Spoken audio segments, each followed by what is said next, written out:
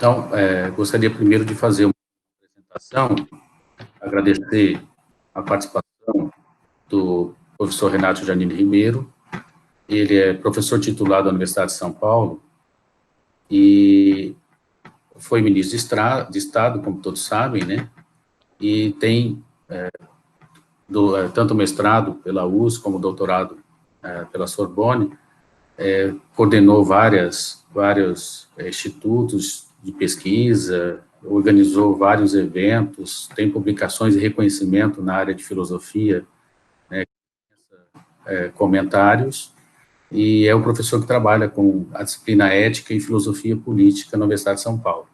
Tem atuado também, né, agora na Unifesp, né, no instituto que ele ajudou a criar, e tem, assim, várias atuações, que eu acho que eu não vou descrever todas aqui, se o professor quiser destacar alguma dessas atuações, mas o professor da Universidade de São Paulo, professor titular, que vai desenvolver nesse fórum de reflexão sobre a Unesp o tema Universidade e Política. Muito obrigado, professor Renato, por ter aceito.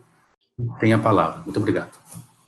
Bom, muito obrigado, Marcelo, Hector, outras pessoas que estou vendo, não estou identificando todas, mas um grande prazer estar aí, estar podendo conversar com vocês. E, bom, vamos começar. Universidade e Política é o tema. Então, primeiro, tentando falar um pouco de universidade. Nós temos no ensino superior brasileiro três tipos de instituições. Nós temos universidades, centros universitários e temos ainda faculdades. Esses três níveis dependem muito do... Desculpe, eu estou tirando o som do celular. Esses três níveis dependem do que cada um entrega, do que cada um faz, e dão diferentes privilégios. Uma universidade requer um certo número de cursos de mestrado e pelo menos um curso de doutorado.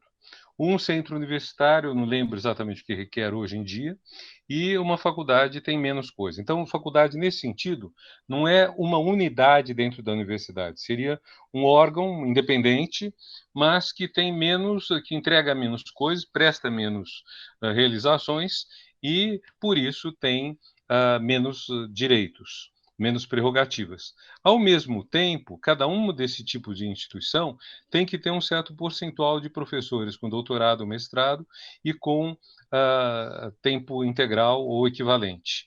Então, em síntese, se você faz pesquisa, isso é, você tem pós-graduação stricto sensu e faz pesquisa num nível determinado, você é universidade. Universidade pode criar curso de graduação sem prévia autorização do MEC. Essa é a cenoura. E é uma cenoura muito boa para o setor privado. Então, o que foi adotado há cerca de 15 anos?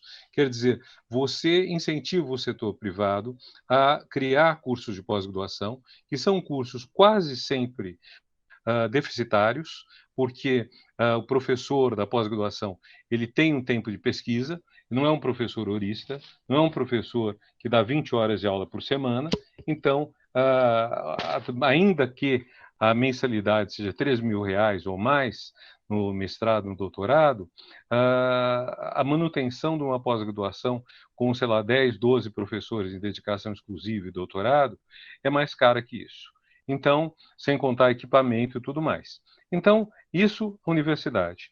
O centro universitário pode aumentar o número de vagas de cursos de graduação sem prévia autorização do MEC. E precisa ter, se não me engano, um mestrado, precisa de menos.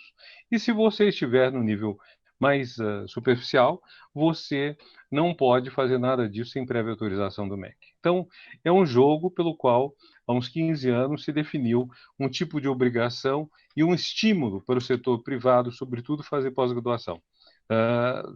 No setor público, ele já faz isso, já está no nosso DNA. Então, e outro lado é o que a gente chama de dependência administrativa. Nós temos setor público, ao qual pertencemos, vocês da Unesp, eu da USP, fui professor visitante na Unifesp durante 2 anos, que venceram em fevereiro, agora eu estou desempregado, quer dizer, sou um aposentado da USP, mas nesse momento estou desempregado e com muita vontade de trabalhar, tentando muitas coisas, mas o período não facilita.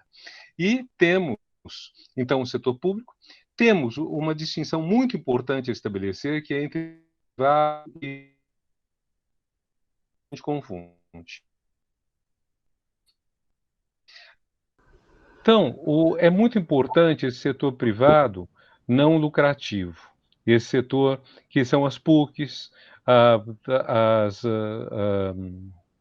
comunitárias, que são muito presentes no sul do país, nos dois estados do sul, e geralmente nós temos uma convergência do setor público com a qualidade. E uma coisa importante que foi feita ao longo dos governos Lula e Dilma foi tentar fazer que o setor privado, e sobretudo particular, assumisse a causa da qualidade. Por isso essa troca, quer dizer, você tem pós-graduação, em stricto sensu, você consegue, então, ter certas vantagens em termos de criação de cursos, etc. Bom, esse é o primeiro ponto. O segundo ponto importante colocar na universidade, eu não tenho de cabeça, mas dos 8 milhões de alunos do ensino superior que temos no Brasil, os que estão no ensino público, nas universidades públicas ou instituições de ensino superior públicas, não chegam a 2 milhões. Nós temos, ou tínhamos, quando eu fui ministro, 2 milhões de FIES. E nós tínhamos outros números também de outros grupos. Cresceu muito o número de alunos do setor público ao longo dos governos Lula e Dilma.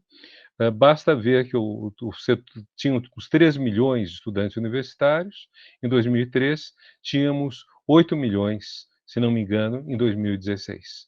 Então é um crescimento grande, que fez inclusive o percentual, existe um cálculo importante, que é o percentual da faixa etária 18 a 24 anos, que está fazendo o ensino superior ou que já concluiu o ensino superior. Esse percentual era muito pequeno em 2003, acho que talvez 10%. Em 2016 já tinha chegado a uns 20%, o que e há uma linha de corte em torno dos 15 a 16%, que é sociedade elitista, sociedade não elitista. Então nós saímos do elitismo no ensino superior, nesse período de expansão do ensino superior público. Para vocês terem ideia, as universidades federais tinham 115 mil vagas para entrada, não, 100 mil vagas de ingresso cada ano em 2003. Quando saiu a presidente Dilma, tinha 230 mil. Então, houve uma expansão que mais que dobrou. O que também explica que o sistema de cotas nas universidades federais não prejudicou ninguém, porque em 2013 eram 100 mil não cotistas, não havia cotista. Em 2016 eram 115 mil cotistas e 115 mil não cotistas. Então os não cotistas subiram 15%. Então não perderam vaga.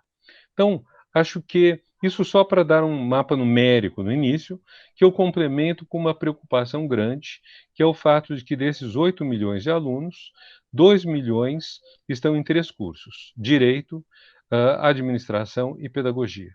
Então, um quarto do estudantado universitário está em 3 cursos, que têm em comum serem cursos que não são muito caros na sua manutenção. São cursos que o setor privado adora ter, o setor particular, melhor dizendo. Para vocês terem uma ideia, aqui no estado de São Paulo, nós temos, se eu não estiver enganado, apenas 2 faculdades de direito públicas. Uma de vocês e a da USP, do Lago São Francisco, São Paulo. Apenas 2. Agora, eu não sei quantas temos no Brasil públicas, mas se nós olharmos o número de faculdades de direito no Brasil, está perto de 1.500. 1.500 faculdades de direito no Brasil, quando no resto do mundo são 1.200. Ou seja, o Brasil tem sozinho mais faculdades de direito do que todo o resto do mundo. E isso leva a um problema, que é que uma boa parte desses alunos não passa no exame da OAB. Eu não consegui achar dados consolidados disso, até porque o aluno pode ser reprovado, tentar várias vezes e acabar passando, mas uma parte desses alunos de direito, como também de administração, como também de pedagogia, jamais vai trabalhar na área que se formou. Então, nós temos um problema sério no ensino superior, que não é o da evasão, que atormenta os pró-reitores, é o problema do egresso.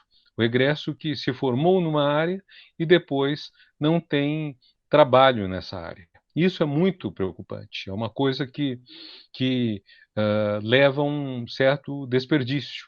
Uma vez conversando com um amigo meu, apesar das nossas diferentes ideias, que é o Cláudio Moura Castro, o Cláudio me dizia que mesmo um aluno de direito que se sai mal no direito, ele melhorou a sua renda.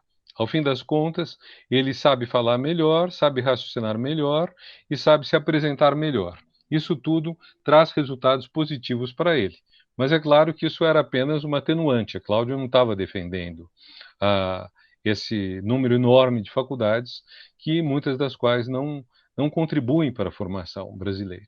E quando eu fui ministro, eu reformulei o FIES para aumentar as vagas para as áreas de saúde, de engenharia e que são e de formação de professores. Formação de professores é óbvio porque melhorar a educação. Saúde, óbvio porque melhorar a saúde brasileira. E engenharia também é óbvio porque nós tínhamos que aumentar o PIB. Um problema sério para o qual a presidente Dilma era muito atenta era a percepção de que se a gente não fizesse crescer o PIB, nós perderíamos o dinheiro, nós não teríamos o dinheiro necessário para fazer a, os programas sociais. Então, ela era muito atenta, muito preocupada com essa questão, e vocês veem que um dos problemas que nós temos hoje no Brasil é essa a insuficiência de recursos públicos que nós estamos penando. Quer dizer, nós, nas estaduais, estamos com um problema sério porque o nosso orçamento é ligado ao ICMS e ele caiu. O ICMS caiu e está. Então, nós não sabemos exatamente como vai ser tudo isso. Bom, isso tudo então é uma visão muito ampla da situação geral da universidade, desse ponto de vista de como ela funciona. Vocês têm uma situação muito específica, vocês são uma das universidades mais multicamp que existe, vocês são, por definição, multicamp. Nós temos universidades como a USP, a Unesp, a USP, a Unicamp, e várias federais, desde a expansão, que têm vários campi, mas que surgiram, às vezes, a partir de um campus mãe, de um campus pai. USP, os diversos campi da cidade de São Paulo, cidade universitária, o quadrilátero da saúde, direito, talvez mais alguma coisa, odonto, não sei se teve todo um tempo no Bom Retiro. A Unifesp Federal saiu da Vila Clementino e conseguiu mais 5 campi. Mas vocês, desde o começo, são vários campi, o que coloca uma situação difícil. Hoje é uma situação análoga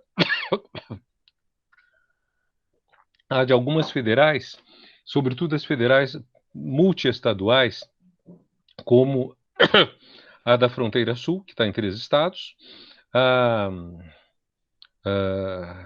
do Vale do Jequitinhonha, que está em 2 estados, e talvez a Unipampa, que é uma universidade curiosa, porque ela pega toda a fronteira do Rio Grande do Sul com o Uruguai e Argentina e vai ao longo da fronteira. Então, a Unipampa tem mais de 1.000 quilômetros de distância entre uma ponta e outra ponta, o que torna a administração dela difícil. Então, mas ao mesmo tempo, essa experiência de universidade multicamp é muito interessante, porque ela permite ter uma visão maior do Brasil. O que poderíamos frisar nesse tipo de fala, não falar da sua época, mas para tentar falar um pouco de alguns desafios da universidade que são importantes. O primeiro desafio, nós temos que assegurar a qualidade, sobretudo no setor privado, no setor particular, melhor dizendo. Isso foi avançado um tanto graças às avaliações. As avaliações fazem que hoje elas sabem o que tem que ser feito. As universidades do setor particular reclamavam muito que elas eram avaliadas sem saber os critérios. Houve muita formação, muita informação, elas sabem o que deve ser feito. Então, elas têm notas, tem o IGC, tem outras notas que permitem saber se essa instituição está indo bem ou não. Um segundo ponto importante é como nós fazemos a ligação entre a instituição que faz pesquisa e a instituição que impacta positivamente a sociedade. São dois pontos importantes. Eu introduzi, quando fui diretor da CAPES, o critério do impacto social, ou também chamado de inserção social. São duas coisas um pouco diferentes, mas que estão conjuntas. Então, a ideia era saber, essa universidade, assim, esse programa de pós-graduação está fazendo o quê para o bem da sociedade? E esse fazendo o quê, o próprio programa, a própria área definia. Por exemplo, filosofia vai o quê? Vai ajudar a formar professores, melhorar o ensino, ou o que mais que a filosofia vai fazer? Ao passo que, se a gente pensar em engenharia, em agronomia, etc., serão outros impactos. Mas a agronomia, por exemplo. Agronomia serve para quê? Eu não sei quantos de vocês sabem quando surgiu a primeira lei de cotas no Brasil. As pessoas pensam que lei de cotas é fim dos anos 90, com a UERJ, começo da primeira década do ano 2000, com as federais, no governo do PT. Na verdade, a primeira lei de cotas é de 1968, um ano muito significativo, quando a ditadura fecha ainda mais o que já tinha. E essa lei de cotas é chamada também de Lei do Boi.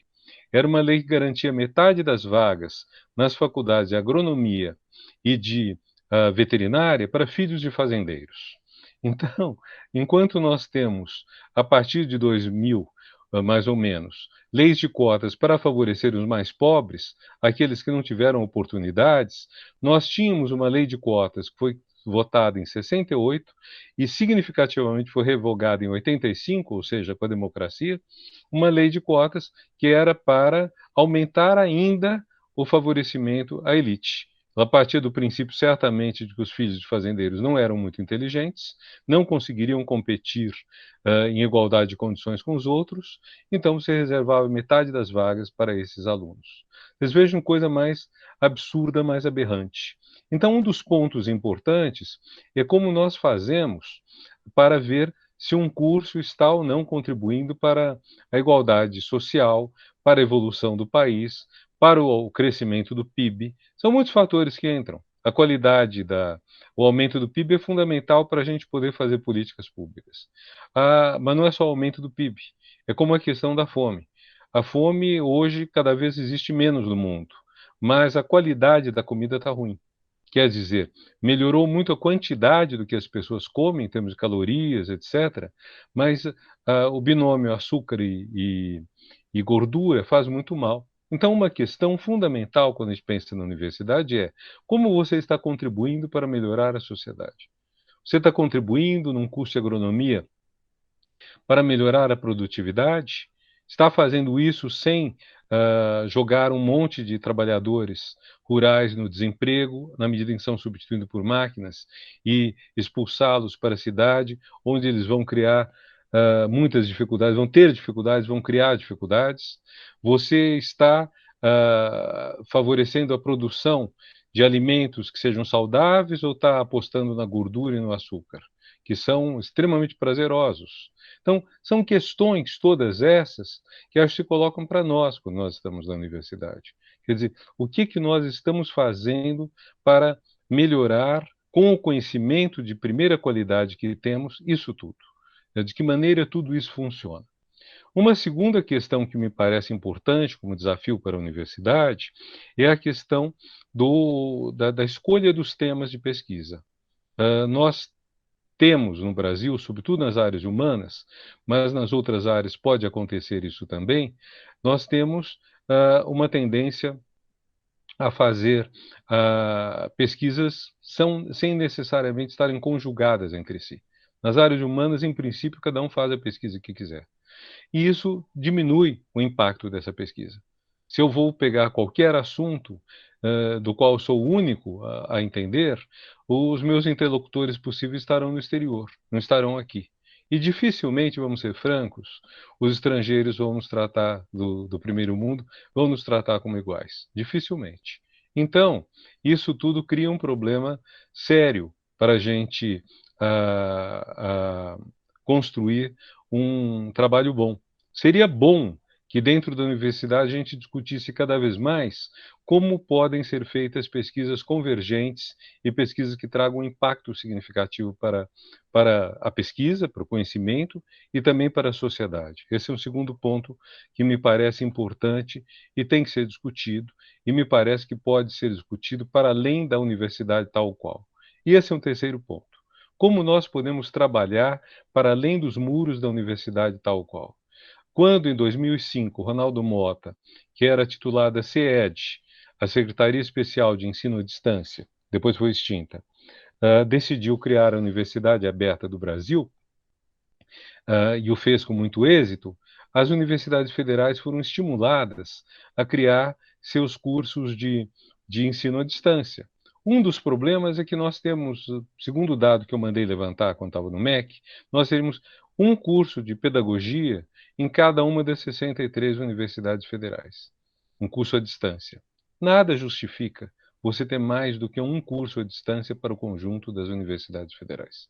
Você pode aderir perfeitamente, dado que a distância justamente rompe com as limitações da geografia, combinar um único curso de pedagogia, um único de filosofia, um único de engenharia civil, um único de cada matéria que se presta à educação à distância. E aí selecionar os melhores. Pegar os melhores professores do Brasil todo e fazer isso. E fazer um uso de todos os professores possíveis, também para os polos presenciais, para as outras tarefas, mas fazer um curso que fosse excelente. Minha intenção era, vamos criar uma EAD federal, uma educação à distância em graduação federal, uma EAD que só será autorizada quando cada curso obtiver a nota 5 numa avaliação objetiva e implacável. Quer dizer, não é para o curso ganhar a nota 5 porque ele é federal. É para ele ser autorizado somente se ele tiver a nota máxima. Se ele não tiver a nota máxima, alguma coisa está errada, porque com 63 universidades você consegue fazer isso. E eu diria que as universidades estaduais paulistas podiam fazer isso junto com a Univesp. Quer dizer, há dois pontos aí que me parecem importantes. O primeiro é as estaduais paulistas fazerem cursos à distância em conjunto e talvez, por que não, conjugados com universidades federais ou outras, até mesmo com algumas das raras universidades municipais que temos. No estado de São Paulo, eu creio que somente de Taubaté existe. Mas, enfim, nós poderíamos juntar toda a qualidade, a competência enorme das três paulistas estaduais para fazer um curso à distância muito bom. E segunda coisa, eu sempre fui um tanto crítico à ideia de que só tenha contato, só tenha acesso ao conteúdo à distância se você prestou vestibular. Eu penso que todo esse conteúdo deveria ser de acesso livre a todo mundo, inscrito ou não inscrito no curso. Quer dizer, nós deveríamos admitir a figura do ouvinte no curso à distância. O ouvinte não fará trabalhos, não fará perguntas, não intervirá na aula, mas ele pode tomar conhecimento de todo o conteúdo que nós fizemos. Eu acho que esse é um ponto muito importante a colocar também na educação na universidade. Vocês veem que eu falei tudo isso até agora sem fazer nenhuma queixa, nenhuma crítica ao que está acontecendo hoje. Por que que eu não fiz? Porque tudo isso é arquiconhecido. Todos nós sabemos o que está acontecendo. Todos nós sabemos que estamos diante de um governo federal que não tem a menor simpatia pela educação. Se vocês olham isso, vocês veem que ao longo de 20 anos, todo candidato à presidência propôs melhorar a educação. Os candidatos tucanos, os candidatos petistas, todos que queriam ganhar a eleição propunham: vamos melhorar a educação, vamos melhorar a saúde, etc. O candidato vitorioso em 2008 não se interessou nem pela educação e, para dizer a verdade, nem muito pela saúde. Ele se interessou, sobretudo, por outras questões que ele resumiu muito bem entre o primeiro e o segundo turno, dizendo que queria recuar no tempo 20 anos, em matéria de costumes e em matéria de segurança pública. Então, a análise que eu faço é que se trata de um governo que considera que o grande problema do Brasil é o que ele chama de imoralidade. A imoralidade estaria, né, em boa parte, na igualdade de brancos e negros, de homens e mulheres, de diferentes orientações sexuais. Tudo isso faria parte da imoralidade. Lembrem que num debate com Preta Gil, talvez há 10 anos, ele disse que nenhum filho dele se casaria com uma negra porque eles tiveram uma boa educação moral. Então, a moral para ele inclui o preconceito. E, nesse sentido, a educação passa a ser um vilão. Ela passa a ser algo perigoso. Que a educação, ela justamente rompe com essa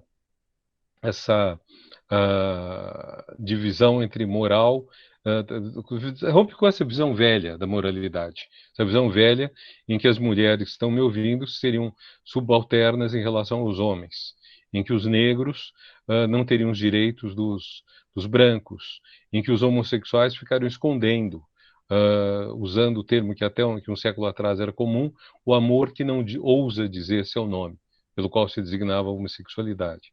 Então, diante disso, nós tivemos uma situação muito delicada e que na reunião do Ministério de 22 de abril é o que leva o ministro da Educação a não ter dito nada sobre educação. É o que leva o MEC hoje a ter um grande desinteresse pela questão da educação. O que está sendo extremamente grave num momento de pandemia em que o MEC tinha que, de certa forma, comandar, dirigir os esforços comuns, tanto para o ensino remoto, eu não uso o termo à distância para o que está sendo ministrado, quer no ensino superior, quer na educação básica, porque não foi elaborado, não foi uma decisão preparada, não tem a riqueza de audiovisual que a educação à distância tem que ter, mas o Ministério está totalmente indiferente a isso. Isso é muito preocupante. E, a bem da verdade, digamos que, mesmo em tempos mais normais, a saúde sempre foi mais popular que a educação no Brasil. Eu costumo dizer que é porque as pessoas sabem que estão doentes, mas não sabem que são ignorantes. A doença é sintomática, quase sempre. A ignorância não é sintomática. Aliás, o traço mais nítido da ignorância, aí eu me socorro do filósofo Sócrates, o traço mais nítido da ignorância é a convicção de ter certeza. Sócrates dizia: só sei que nada sei. O sábio, o cientista, o pesquisador, ele sabe quanto ele desconhece, quanta coisa ainda há por conhecer. E muitas vezes é isso que entusiasma o pesquisador. Saber que, apesar de tudo que nós conseguimos de conhecimento, falta muita coisa a mais para conhecer. E é nesse universo que nós estamos. Um universo no qual pessoas chegam pontificando a verdade, certas da verdade. Talvez vocês tenham visto que ontem uma senhora chegou ao presidente da República dizendo que Deus lhe falou que o enxofre que se encontraria dentro do dente de alho seria a cura para a Covid. E o presidente a ouviu com atenção e disse que marcaria um horário dela com o Ministério da Saúde. Quer dizer, isso é algo que foge a toda a ideia de pesquisa científica. Eu até pensei, bom, enxofre está associado ao diabo, o alho está associado a expulsar o vampiro. Será que ela não confundiu as coisas? Será que, na verdade, o alho não enxotaria o enxofre demoníaco? Será que... Mas, enfim, quer dizer, nós chegamos a uma situação que é muito negativa para nós todos. Então, nessa situação, nós estamos com uma dificuldade muito grande da educação e precisamos assim ver quais são as nossas metas. Eu penso que mais do que nunca nós temos que estar unidos. Hoje cedo a SBPC divulgou um vídeo de 1 hora e pouco, do qual participei, sobre a defesa da ciência e da vida. Eu recomendo a vocês. São pessoas de todas as áreas. Eu falei de filosofia, Otávio Velli falou de antropologia, outros falaram de outras áreas, para dizer do compromisso todo nosso com a vida. Eu creio que nessa altura não se trata nem mais do compromisso com a civilização contra a barbárie. Eu penso que é o compromisso com a vida versus a morte, porque nós estamos diante de uma situação em que a morte pode assolar, pode chegar a um número excessivo de brasileiros, a um número exagerado, dado o descaso, o descuido que se tem por tudo isso. Então, eu penso que nós deveríamos, nessa altura, tentar construir o máximo de alianças possível e tentar ver como nós construímos projetos conjuntos também. Projetos conjuntos quer dizer, apesar de todos os problemas que estamos tendo no sistema universitário, em decorrência, sobretudo, do financiamento, que está ficando preocupante, apesar disso tudo, nós temos a FAPESP, nós temos, de alguma forma, o CNPq e a CAPES, nós temos uma comunidade pesquisadora forte, nós temos uma comunidade docente forte, e nós temos que discutir o que podemos fazer com isso tudo. De que maneira nós podemos valorizar todo esse conhecimento. Uma coisa talvez urgente, premente, seja recuperar ou conseguir a legitimidade do conhecimento. Vejam, o período atual é um período de muito rancor, e muito rancor contra aqueles que são vistos como privilegiados. Nós, apesar de termos salários na universidade que não chegam a ser ruins, é claro, sobretudo se compararmos com os professores do ensino básico, nós temos uma.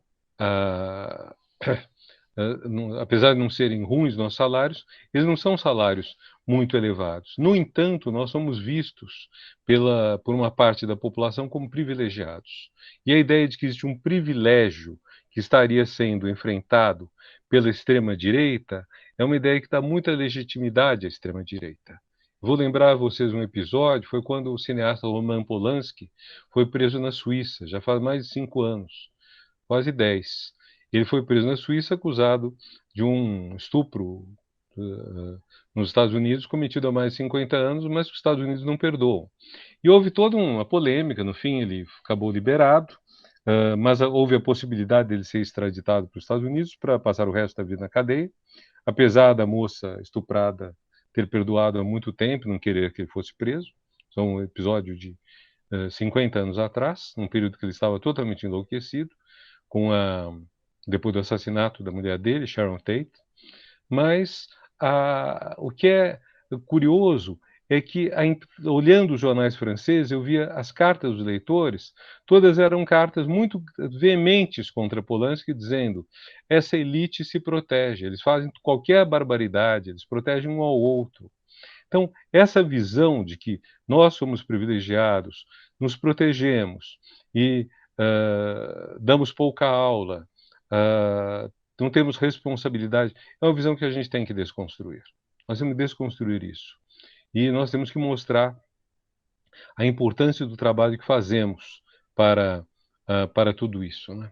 Então, eu penso que essa é uma das prioridades nossas. Mas, sobretudo, eu frisaria os pontos que eu comentei no começo, e que me parecem ser muito decisivos para que a universidade se torne mais contundente. Eu tenho, bom, enfim, tenho muito tempo de docência e há muito tempo também que eu entrei na chamada política científica. Eu fui secretário executivo da Associação Nacional de Pós-Graduação em Filosofia em 86. Depois fui do conselho do CNPq, do conselho da SBPC, onde estou de novo, diretor de avaliação da CAPES, ministro da Educação. Então, todo esse tempo deu para ver muitos lados das coisas. E para ver tanto os professores mais empolgados quanto os não empolgados, ver muita diferença. O que eu acho que nós temos que fazer uma grande aliança empolgada. Nós temos que fazer o máximo para valorizar. Vou dar um exemplo quase final, talvez, que é o seguinte: o ensino à distância, não, o ensino remoto que nós estamos praticando, lembrando, o ensino à distância, você preparou, você colocou um monte de audiovisual, você tentou suprir o cansaço que é gerado pela transmissão online, pela não presença, você tentou substituir isso por imagens, por música, por algo que torna mais interessante a aula e que a aproxima, vamos dizer, do clipe, uma linguagem que para os jovens é muito tentadora e não há problema nenhum em você dar uma aula à distância que tenha uma estética do clipe. Não vejo problema nenhum. Mas o que nós estamos dando atualmente é ensino remoto. Nós pegamos uma câmera e nós temos uma ideia na cabeça, uma câmera na mão, por assim dizer, nos filmamos e vamos transmitir isso para a sociedade, para os nossos alunos, o que é às vezes enfadonho, o que é difícil, traz algumas vantagens. As pessoas começaram a ver as casas umas das outras, então isso deu uma certa sensação de intimidade. Eu li um artigo no Le Monde anteontem dizendo isso, quer dizer, a pessoa começa a saber que o professor tem cachorro, que o aluno mora numa casa apinhada de gente, que é difícil para ele acompanhar a aula porque tem um barulho tremendo no fundo, todo mundo conversando, todo mundo fazendo coisa. Então, isso até abriu uma janela que a gente não imaginava. Mas o fato é que não foi planejado fazer o ensino remoto. Não tá, nem sequer havia um plano de contingência para fazer o ensino remoto em caso de colapso da convivência direta. E aí, enfim, estamos improvisando, estamos fazendo o que podemos, e graças a Deus que existe a internet. Porque se não houvesse a internet, se isso tivesse acontecido 20 anos atrás, quando a internet engatinhava, nós não teríamos nada disso. Mesmo essa reunião nossa não estaria acontecendo. Nós estaríamos numa situação muito mais precária. Há 20 e poucos anos, eu visitei os Estados Unidos, visitei a Universidade de Illinois, e eu lembro que havia uma sala para reunião online da universidade, porque ela tinha campi no estado todo. Então, o que que era essa sala? Ela era uma sala com uma mesa grande e tinha uns microfones pendurados e alto-falantes para que as pessoas de lá falassem com os que estavam nos campi do interior. Mas ninguém enxergava ninguém. Era muito precário o sistema todo, muito precário. Nós conseguimos avançar extraordinariamente nisso. E, no entanto, eu vi gente reclamando, me recuso a dar aula desse jeito.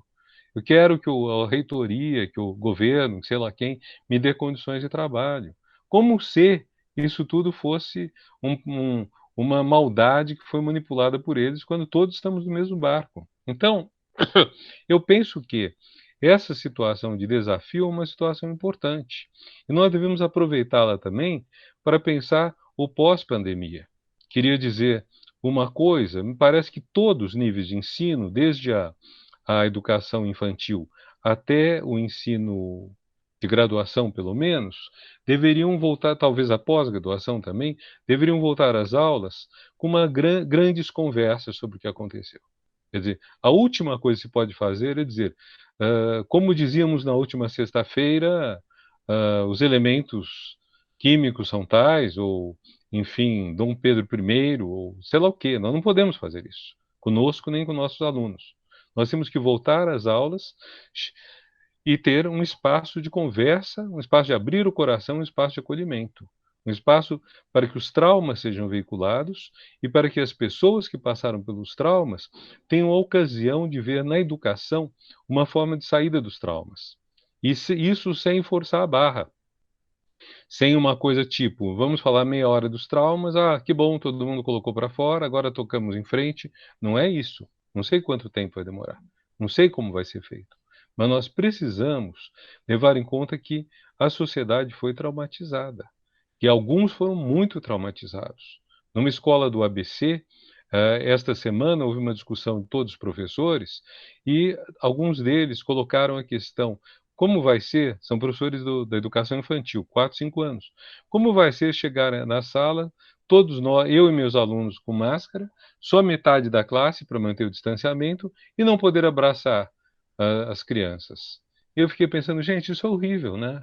Eu não tinha pensado nesse lado específico que você não vai tocar, você não vai abraçar. Isso é horrível. Para crianças, para quem essa dimensão do afeto é fundamental. Então nós temos que dizer como nós vamos enfrentar isso com eles. E quando são nossos alunos de graduação, nós vamos dizer, bom, eles já são mais maduros, etc. Mas se a criança é pequena, ela não sabe, às vezes, verbalizar o sentimento difícil, o jovem adulto, talvez ele já tenha aprendido demais a verbalizar, e ao aprender a verbalizar, ele mascare muito o sentimento dele. Porque uma das coisas que a gente aprende com a linguagem, com a razão, etc., é a não ser sincero, é a não ser, não transmitir exatamente o que está sentindo. É a pisar em cima dos nossos sentimentos, às vezes até em cima dos sentimentos alheios. Então, eu penso que esse é um ponto crucial que vamos ter que ter. Nós vamos ter que refazer o laço social dentro da sala de aula. O laço social na escola, seja creche, seja pós-graduação. Como nós vamos refazer isso? E podemos até aproveitar essa ocasião para fazer isso misturando cursos, misturando classes. Não precisamos fazer de um só, mas me parece que isso é muito importante. E outra coisa, afinal, creio que nós teremos que discutir de agora em diante que tipo de sociedade a gente quer. E discutir com premência, vendo que, no que foi dar uh, a sociedade que a gente estava. Todos os problemas. Não sei se vocês sabem, a França, numa pandemia de 2005, 2006, comprou mais de 10 milhões de máscaras. Aí, faz coisa de 2, 3 anos, ela queimou quase todas. Destruiu quase todas, porque estavam ocupando espaço. Não deve ser tanto espaço. Máscara não ocupa quase espaço. Mas 10 milhões de máscaras, se estivesse ocupando um grande galpão, enorme galpão, destruíram. E esse ano eles tiveram comprar tudo da China, que é praticamente o único país do mundo que faz uma produção em escala de máscaras. Então você tem todo tipo de problema. O que os franceses chamam de deslocalização, ou seja, levar as fábricas para um país mais pobre e de mão de obra mais barata, fez que a maior parte dos países ricos não tenha mais produção de equipamentos de saúde. Nós também não temos muito. E tudo isso foi em boa parte para a China e Índia. Então, o que que tudo isso exige que a gente pense? O que que tudo isso coloca para nós? E eu acho que essa é uma oportunidade importante.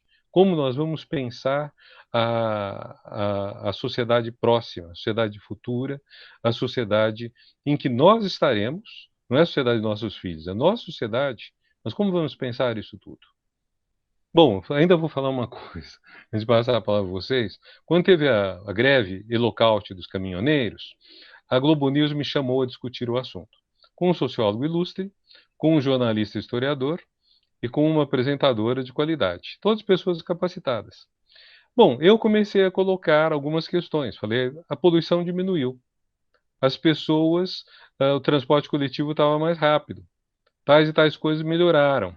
A gente teve, apesar dos pesares, apesar da falta de combustível, e apesar da falta de outras coisas, apesar das galinhas que morreram em caminhões parados nas estradas, apesar disso, um certo sinal de utopia surgiu. Eles olharam para mim como se fosse maluco. Sabe? Eu realmente parecia o doido. Quando eu terminei de falar isso, um deles virou e falou: a culpa de tudo é da Dilma, que financiou a compra de caminhões em 2009 e 2010, antes dela ser presidente, portanto, caminhões que o Brasil não tinha necessidade deles. Eu olhava e falava: gente, realmente nós não pensamos o mesmo mundo. Eles pensam no mundo da economia mais básica, mais elementar, e eu estou pensando no o que vai ser o mundo. Como que nós vamos melhorar? Quer dizer, como nós vamos pegar, construir um futuro? E se tem gente que pode pensar esse futuro, sem nenhuma humildade, somos nós. Somos nós do mundo acadêmico. Além, claro, de pensadores éticos, o Dalai Lama, outras pessoas, assim, mesmo grandes cientistas que eu reputo como éticos, como Carlos Nobre, que eu coloquei na presidência da CAPES, o Paulo Saldiva, que eu quis que fosse trabalhar, não pôde trabalhar no MEC comigo. Então, mas apesar disso, quer dizer, somos nós que temos a oportunidade de definir uma utopia. Nós não podemos perder essa oportunidade. Gente, como eu falei inicial, está mais que suficiente, né? Então agora quero ver vocês um pouco, né? Está muito esquisito ver só as fotos e algumas letras. Marcelo, tome a Então, palavra. agradecemos a excelente exposição feita pelo professor Renato Janine Ribeiro.